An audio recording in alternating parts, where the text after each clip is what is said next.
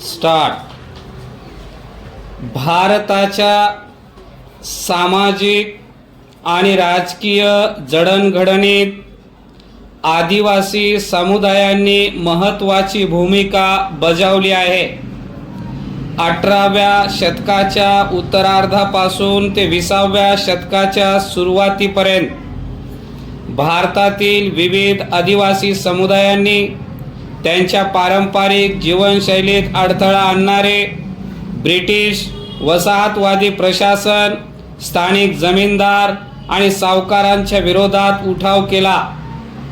भगवान बिरसा मुंडा यांच्या नेतृत्वाखालच्या जहाल उलगुलान आंदोलनापासून ते अल्लुरी सीताराम राजू, तंट्या भील, रामजी गौंड, हुतात्मा वीर नारायण सिंह आणि इतर यांच्या तीव्र प्रतिरोधामधून हे सिद्ध झाले की आदिवासी चळवळ अलिप्त बंडखोरी नव्हती, तर वसाहतवादी दडपशाहीला सातत्याने दिलेले शक्तिशाली प्रत्युत्तर होते.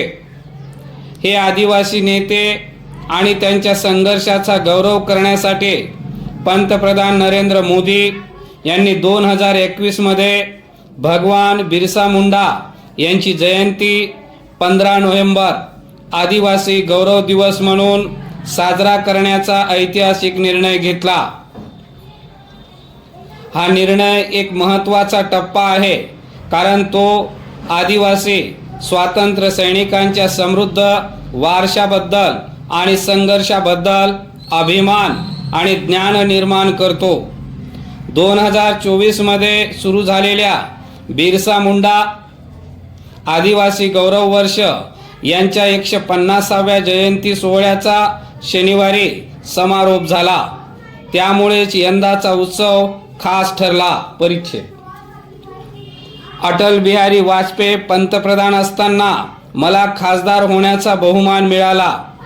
वाजपेयी यांच्या काळात स्वतंत्र आदिवासी कल्याण मंत्रालयाची स्थापना करण्यात आली. लोकसभेचा सदस्य या नात्याने झारखंड, छत्तीसगड आणि उत्तराखंड या राज्याच्या स्थापनेसाठी देखील मतदान केले होते. पुढे झारखंडचा राज्याचा राज्यपाल बनलो हे भाग्य आहे. झारखंडच्या राज्यपाल पदाची शपथ घेतल्यानंतर त्याच दिवशी स्वातंत्र्य सैनिक भगवान बिरसा मुंडा यांना आदरांजली अर्पण करण्यासाठी त्यांचे जन्मस्थळ असलेल्या उलीहातू येथे भेट दिली. अर्थात नरेंद्र मोदी हे उलीहातूला भेट देणारे पहिले पंतप्रधान आहेत. त्यांची ही भेट केवळ अभिवादनाची औपचारिकता नव्हती, तर ती संपूर्ण देशाच्या दृष्टीने आदिवासी समूहाचे महत्त्व सिद्ध करणारी एक राष्ट्रीय तीर्थयात्राच होती. पंतप्रधान झारखंडमधील खुंटी येथे आलेले असताना त्यांनी विशेषतः सामाजिकदृष्ट्या असुरक्षित परिस्थितीतील आदिवासी समुदायांचे संरक्षण आणि सक्षमीकरण करण्याच्या उद्देशाने प्रधानमंत्री जनजाती आदिवासी न्याय महाअभियान योजनेची घोषणा केली.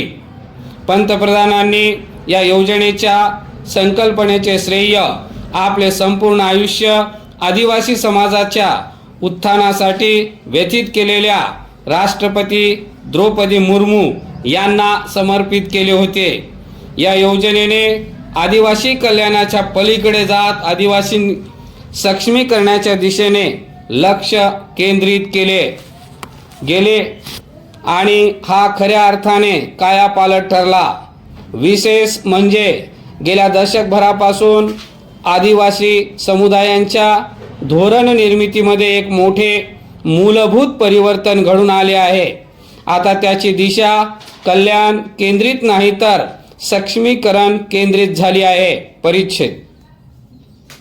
प्रधानमंत्री जनमत अभियान 2023 मध्ये प्रारंभ झाल्यापासून या अभियानाने अनेक टप्पे यशस्वीरित्या गाठले आहेत. विशेषतः सामाजिकदृष्ट्या असुरक्षित आदिवासी समूहांवर भर असलेल्या या योजनेअंतर्गत संलग्न 9 मंत्रालयांच्या उपक्रमांच्या एकात्मीकरणाचा अंतर्भाव आहे. याद्वारे पक्के घर, रस्ते जोडणी, पिण्याचे पाणी, वीज जोडणी, आरोग्य सुविधा, शिक्षण आणि अशा बाबी संबंधित 11